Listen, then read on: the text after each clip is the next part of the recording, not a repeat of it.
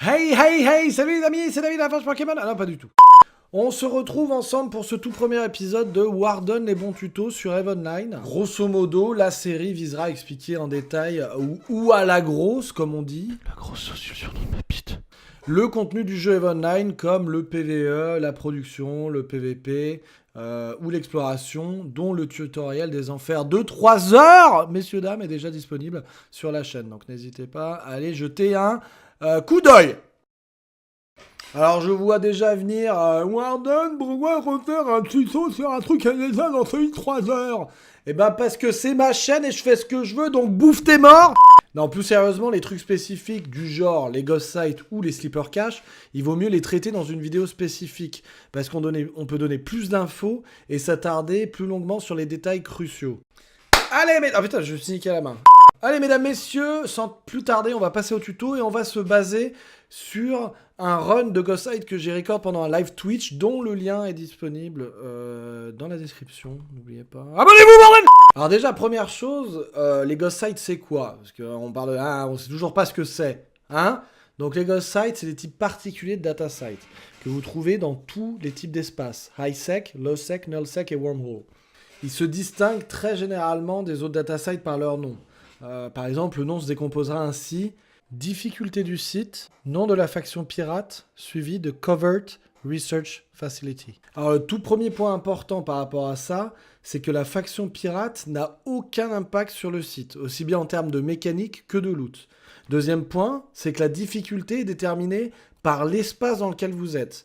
Notamment en high sec, vous allez trouver les lizards. En low sec, vous allez trouver les standard. En null sec, vous allez trouver les improved. Et en wormhole, vous allez trouver les superior. Bon, là, normalement, ça devrait aller. Hein. Vous avez dû avoir suivi. Si c'est pas le cas, c'est que vous êtes complètement con. Et alors là, je peux plus rien pour vous.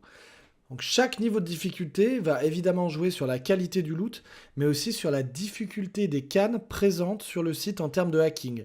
Mais pas sur les mécaniques, que nous allons voir tout de suite.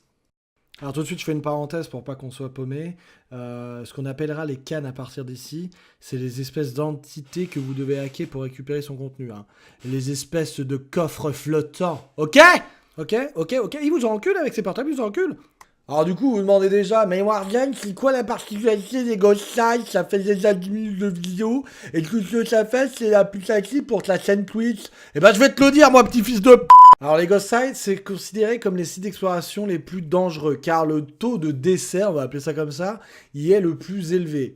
Et là, on va commencer à rentrer dans les détails, alors t'as intérêt à mettre ta ceinture, ma jolie. En effet, à partir du moment où vous warpez sur un site, un timer caché démarre. La légende veut que nous l'appellerions Kezak. Non, c'est pas du tout ce que je veux dire. La légende veut que ce timer soit entre 1 et 3 minutes, mais il n'y a aucun moyen de savoir. C'est comme à la question pourquoi j'ai le barreau quand je regarde Hannah Montana la saison 1. J'ai demandé sur un forum sur internet, jamais eu de réponse. Sauf un monsieur de la police qui bizarrement voulait connaître mon adresse, bref. Mais Warden, qu'est-ce qui se passe quand le timer se tient? Mais putain, mais laisse-moi finir, bordel! Quand le timer expire, il y a une flotte de rats, donc de vaisseaux NPC, qui warp sur le site et qui défoncent tout ce qui traîne. Et je dis bien tout. Vous, les cannes. En gros, à la fin du timer, les mecs, ils envoient l'équipe de nettoyage et ils rasent tout et le site disparaît. Alors déjà, première petite astuce du schnaps de la part de Warden, c'est gratuit. Hein. Vu que le site est aussi dangereux que d'être un cis mâle blanc dans une réunion LGBT, je vous conseille de déployer un mobile depot avant, afin d'y mettre en sécurité tout votre cargaison. Ou alors de jettison le loot, comme à l'écran, là, vous voulez le voir, évidemment de bookmark l'endroit, hein, soyez pas cons. Hein. Bref, une fois sur le site, avec l'angoisse évidemment du temps qui s'écoule, vous vous retrouvez entre 4 cannes à environ 15 km de vous. Les 4 cannes sont composées de 3 cannes d'une certaine difficulté et une d'une difficulté supérieure aux autres. Donc en gros, si vous n'êtes pas trop con, vous avez dû comprendre que par exemple en null sec, vous avez 3 cannes faciles et une canne moyenne. En wormhole, vous avez 3 cannes moyennes et une difficile. Bon, on s'en bat les couilles. Alors pour faire ce site, déjà il vous faut un data analyzer, normal, car c'est un data site, connard. Ensuite, le NEC plus ultra, pour les Ghost Sites, c'est un cargo scanner. En effet, comme le site a un temps limité, vous n'aurez pas le temps de faire la totalité du site. C'est bien trop dangereux, même pour un mec comme moi. Dans l'idéal, je conseille aux explorateurs débutants et amateurs d'en faire qu'une et de se barrer. Perso, j'en fais souvent 2, voire 3 si je suis chaud patate. Chaud. Ah, oula, on va avoir des problèmes. Bref, vous aurez saisi l'idée, le but c'est de cargo scanner toutes les cannes afin de savoir laquelle a les loots les plus intéressants. Vous apprendrez avec la pratique et l'expérience à repérer ces loots, mais vous inquiétez pas, à la fin de la vidéo, on fera une liste des loots à choper en prio.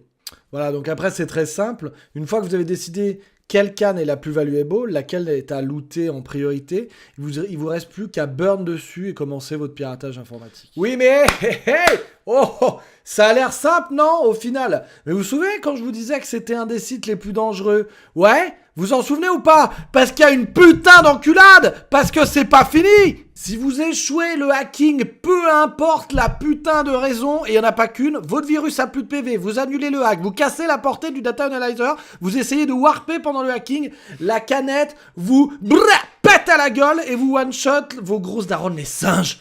Donc vous avez absolument pas le droit à l'erreur. Une fois que vous avez commencé votre hacking, vous devez absolument le réussir, sinon vous vous faites niquer. Et du coup là, vous percutez un petit peu toute la baiserie du truc. Parce que vous devez absolument réussir votre hacking, donc vous allez devoir prendre votre temps pour pas commettre de conneries.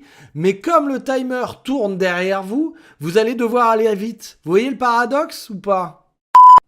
Bon allez, maintenant qu'on sait, voilà, on a bien bandé sur les mécaniques, tout ça, on va voir un petit peu les loots que vous allez rencontrer sur ces sites. Les ghost sites en high-sec et low-sec vont looter principalement des Shattered Village Wheels. Alors c'est des composants de craft qui servent notamment à fabriquer les implants dont les blueprints lootent eux-mêmes dans les ghost sites. Alors à l'heure où j'écris ces lignes, enfin où j'enregistre ces phrases, hein ? Le Shattered Village Wheel vaut 1,4 million l'unité. Donc il est assez courant d'avoir des cannes en high-sec et low-sec, donc sur les ghost sites, avec 40 voire 50 unités.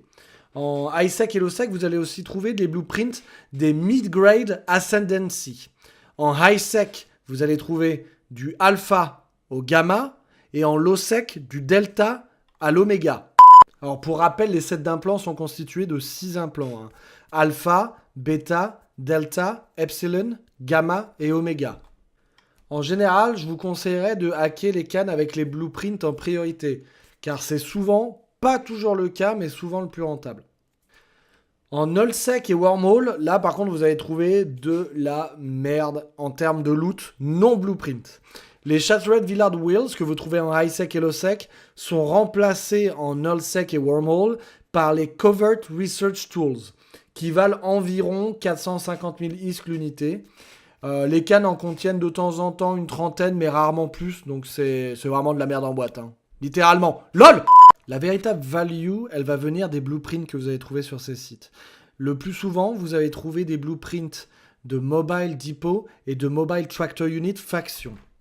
Donc chaque blueprint peut produire un seul module, mais est quand même vachement rentable. Notamment... La parenthèse numéro 54 alinéa F, dans cette partie, je donne les valeurs que rapportent les blueprints. C'est la valeur obtenue en calculant le prix de vente de l'objet, moins son coût de fabrication. Logique. Le Wetu Mobile Depot génère un bénéfice net de 45 millions. Le Yurt Mobile Depot génère un bénéfice net de 70 millions. Le Packrat Mobile Tractor Unit génère un bénéfice net de 11 millions. Et le MacP Mobile Tractor Unit génère un bénéfice net de 200 millions. Ouais, mais c'est pas tout, ma gueule! Parce que en plus de ça, les cannes en nullsec et wormhole ont une chance de loot les blueprints des implants High Grade Ascendancy. Donc c'est le cran au-dessus des blueprints high-sec et low-sec. En nullsec, vous pouvez looter les implants de alpha à gamma avec les bénéfices suivants. Le High Grade Ascendancy Alpha rapporte 40 millions. Le bêta, 80 millions. Le delta, 300 millions. Je commence à bander. Le Epsilon, 870 putain de millions. Je viens de gicler sur ma webcam, le JTAC, c'est 920. Et le Gamma, attention, 140 millions. Ah bah non, c'est la déception. Donc vous avez saisi, hein, si vous voyez un blueprint Delta ou Epsilon, faut vraiment sauter dessus. Hein. Ah, on me dit dans l'oreillette que ce n'est pas fini. Et oui, et ouais, on n'a pas parlé du blueprint High Grade Ascendancy Omega. Alors celui-là, on le trouve exclusivement dans les ghost sites en wormhole. Alors avant de vous lancer dans une chasse à la chimère, hein, je vous préviens tout de suite, les ghost sites en wormhole sont putain de rares. Mais genre, vraiment putain de rares. À titre d'exemple, je fais de l'exploration depuis 1982, hein, alors, date approximative. J'ai dû run au moins une centaine de ghost sites en nullsec et seulement 2 en wormhole. Oui, mais voilà, comme tout dans Heaven 9 et comme dans ce bas monde, la rareté a un prix. Et si vous avez la chance de mettre la main sur ce blueprint, ce prix est de 4 bordel à cul de milliards de ISK. 4 milliards net d'impôts. Bref, vous l'aurez compris, on va pas digresser pendant des heures. Les ghost sites sont des sites difficiles et dangereux, mais ô combien lucratifs lorsque vous avez un peu de chance et que vous connaissez les bonnes méthodes. Voilà, en espérant que ce tuto vous ait plu, n'hésitez pas à liker la vidéo et vous abonner à la chaîne. Si vous avez des questions, lâchez-moi ça dans les coms et je tâcherai d'y répondre.